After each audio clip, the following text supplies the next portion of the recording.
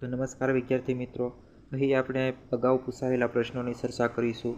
એવા પૂછાયેલા પ્રશ્નો કે જે આવનારી પરીક્ષામાં ખૂબ જ મોસ્ટ આઈએમપી હોય. તો આવનારી પીએસઆઈ કોન્સ્ટેબલ તથા બિલીફની પરીક્ષામાં પૂછાઈ શકે તેવા મોસ્ટ આઈએમપી પીવાયક્યુની ચર્ચા આજે આપણે કરીશું.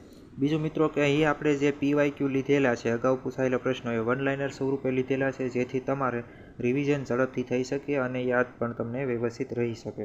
તો વાત કરીએ મિત્રો પહેલા પ્રશ્નથી કે ગુજરાતમાં કયો રાજા એકાંગ વીર કહેવાતો? તો મિત્રો આ જે છે પ્રશ્નનો જવાબ આવશે ભીમદેવ બીજો.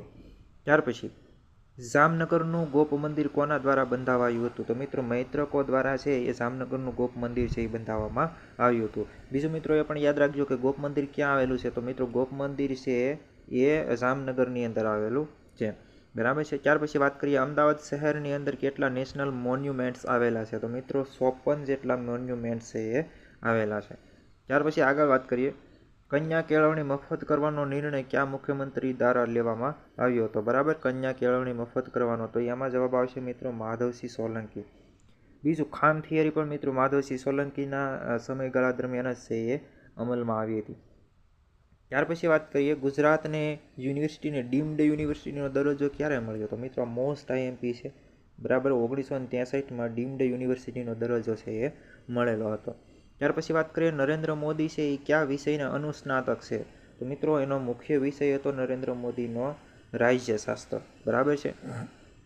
ત્યાર પછી વાત કરીએ ગાંધીજીએ કયા વર્ષે દૂધનો ત્યાગ કર્યો હતો? તો ગાંધીજીએ મિત્રો 1912ની અંદર છે એ દૂધનો ત્યાગ કર્યો હતો.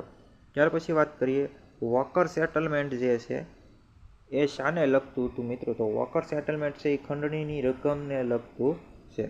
ત્યાર પછી વાત કરીએ ઇન્દુલાલ યાજ્ઞિકનો આશ્રમ ક્યાં આવેલો છે? તો મિત્રો ઇન્દુલાલ યાજ્ઞિકનો આશ્રમ આવેલો છે નૈનપુર ખાતે.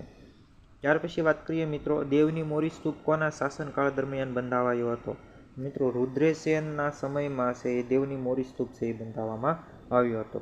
ત્યાર પછી કંથકોટ જિલ્લાનું સૂર્ય મંદિર કોના સમયમાં બંધાવેલું છે? તો મિત્રો વાઘેલાના સમયમાં છે એ બંધાવેલું છે. ત્યાર પછી વાત કરીએ આગળ તો કયા સ્થળેથી શિંગડાવાળી દેવીની છબીવાળો ઘોડો મળી આવ્યો છે? બરાબર, ઘોડો મળી આવ્યો કેવો? તો કે શિંગડાવાળી દેવીની છબી હોય તેવો. તો એ મિત્રો પાદરી ખાતેથી મળી આવેલો છે. આ સ્થળ છે મિત્રો એ ભાવનગર નજીક આવેલું સ્થળ છે પાદરી.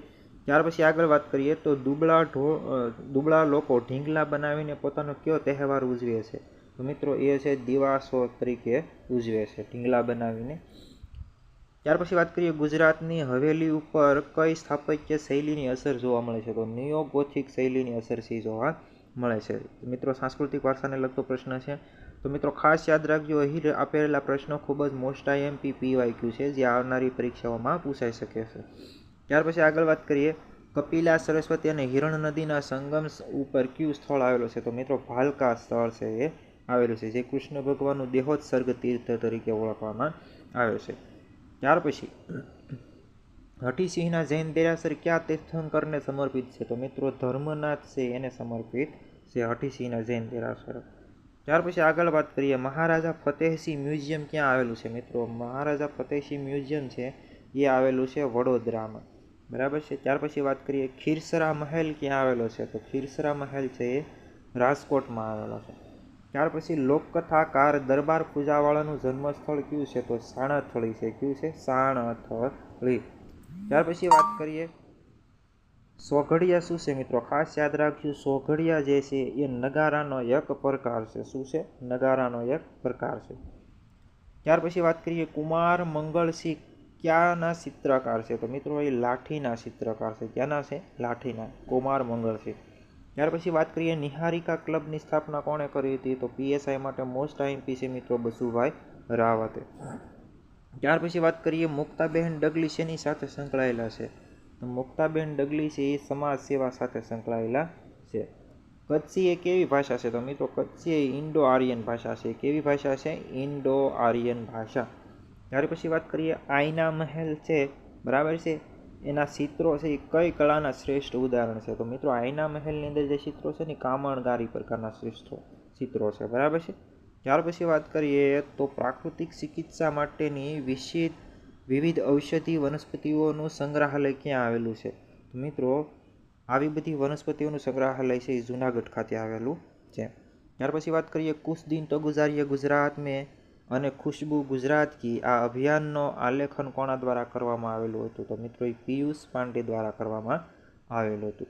ત્યાર પછી વાત કરીએ મિત્રો તો ભવની ભવાઈ ફિલ્મનું દિગ્દર્શન કોણે કર્યું હતું? તો એ કરેલું હતું કેતન મહેતાએ. કોણે કરેલું હતું? કેતન મહેતા.